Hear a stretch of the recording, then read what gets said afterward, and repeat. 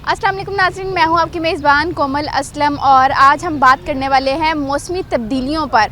मौसमी तब्दीलियां क्यों आ रही हैं, किस तरह इस पर कंट्रोल किया जा सकता है, रवा साल मौसम कैसा रहेगा, इस पर बात करने के लिए मेरे से चीफ मेट्रोलॉजिस्ट बाबर ज़हीर साहब मौजूद हैं। इनकी तरफ बढ़ते हैं और इनसे जानते हैं, सर बताइएगा मौसम क्यों तब्दील हो रहा है? देखिए, ओवरऑल जो क्लाइमेट चेंज जो है वो एक ग्लोबल फिनोमेना है, जिसमें हम देख रहे हैं कि ओवरऑल ना सिर्फ टेम्परेचर चेंजेस आ रही हैं, प्रेसिपिटेशन चेंजेस आ रही हैं और उसकी वजह से एक्सट्रीम वेदर इवेंट्स जो हैं वो पूरी दुनिया में बढ़ रहे हैं।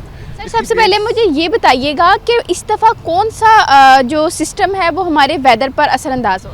पहले देख लें कि क्लाइमेट चेंज जो है वो किस तरह हो रही है। क्लाइमेट चेंज जो है वो जो एमिशंस हैं, कार्बन एमिशंस हैं, उसकी वजह से जो है वो हो रही हैं। टेम्परेचर्स क्यों बढ़ रहे हैं, उसकी वजह से जो हीट ट्रैप है वो ज़्यादा हो रही है। हीट ट्रैप होने की वजह से जो नॉर्मल प्रेशर पैटर्न्स हैं, वेदर पैटर्न्स हैं, डिस्टर्ब हुए हैं और उसकी वजह से एक्सट्रीम वेदर इवेंट्स आ रहे हैं। ग्लोबली अगर देखा जाए तो वेदर पैटर्न्स जो हैं वो दो जो हम टेली कनेक्शंस कहते हैं, ट्रॉपिकल पैसिफिक के अंदर टेम्परेचर्स जो हैं बिलो नॉर्मल या अबव नॉर्मल हों तो उसके पॉजिटिव या नेगेटिव इम्पैक्ट्स आते हैं रेनफॉल के ऊपर।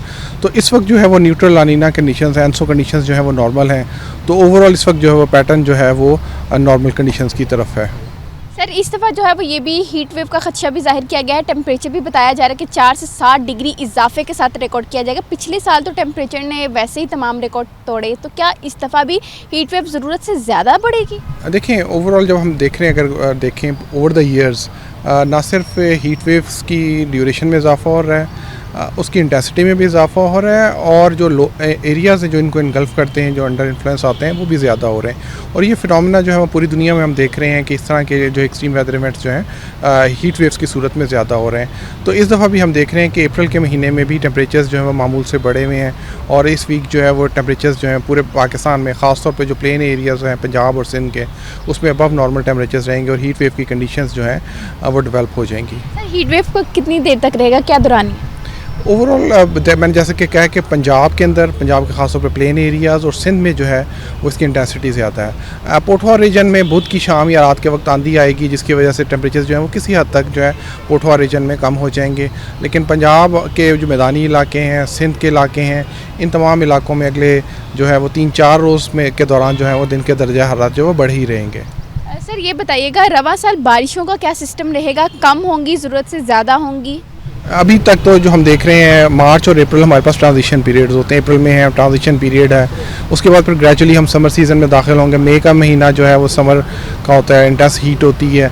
मिड जून के बाद से फिर मानसून हवाएं जो हैं वो मुल्क में दाखिल होना शुरू हो जाती हैं और फिर जुलाई और अगस्त में हम देखते हैं कि हमारे पास अच्छी मानसून रेनफॉल्स होती हैं, जिसकी वजह से हमारे सारे वाटर रिजर्वायर, सब सरफेस वाटर जो है वो रिचार्ज हो जाता है और फिर उसके बाद सितंबर में जो है वो रिट्रीव होना शुरू होती हैं। तो ओवरऑल ये बताइएगा ओवरऑल किस तरह से हम इन तमाम चीज़ों को बेहतर कर सकते हैं, हमारा वेदर पैटर्न किस तरह से बेहतर हो सकता है या फिर अब हमें इसी तरीके से लेके चलना पड़ेगा? देखिए, जो क्लाइमेट चेंज है वो जैसा कि मैंने पहले कहा है कि वो एक ग्लोबल फिनोमेना है, उसमें हम सबको कंट्रीब्यूट करना है। इसमें दो तरह से है, ये एक तो हम मिटिगेशन टेक्नोलॉजीज़ यूज़ कर सकते हैं या अडेप्टेशन कर सकते हैं। अडेप्टेशन से मुराद है कि क्लाइमेट चेंज को एक हकीकत जान के उसके मुताबिक अपनी ज़िंदगी को जो है अडॉप्ट करने की कोशिश करें, अपना लाइफस्टाइल उस तरह चेंज करें, अपने क्रॉपिंग पैटर्न उस तरह चेंज करें जिस तरह क्लाइमेट चेंज जो है वो हो रही है।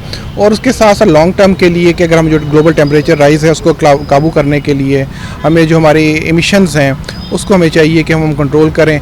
और क्योंकि ओवर द ईयर्स ये टेम्परेचर राइज़ किया है, तो लेकिन इसके लिए भी हमें लॉन्ग टर्म प्लानिंग और सस्टेनेबिलिटी चाहिए होगी ताकि हम ये ग्लोबल टेम्परेचर राइज़ को काबू कर सकें। सर रवा साल गर्मी का दौरानिया कितनी देर रहेगा, कितने महीने रहेगा, कब जो है वो मौसम सरमा आएगा? मतलब इस साल जो है वो हमें क्या ज़्यादा देर गर्मियाँ बर्दाश्त करना पड़ेगा? देखिए, मैंने आपको बताया कि ये जो महीना है ट्रांजिशन पीरियड है, मई तक हम जो है वो गर्मियाँ, शदीद गर्मी होती है। मिड जून के बाद मानसून सीज़न स्टार्ट होता है और फिर जुलाई और अगस्त में हमारे पास मैक्सिमम रेनफॉल्स होती हैं और फिर सितंबर और अक्टूबर के अंदर फिर हम एक ट्रांजिशन पीरियड से गुजर के फिर हम विंटर सीज़न के अंदर दाखिल होते हैं। तो ये एक साइकिल है, जो सीजनल साइकिल है, उसी को हम फॉलो कर रहे होते हैं और उसमें थोड़ी बहुत वेरिएशन जो है आती रहती है। गर्मियों के सीज़न में हमें एक्सट्रीम वेदर इवेंट्स जो हीट वेव्स की सूरत में है वो हमें मिल रहे हैं आजकल।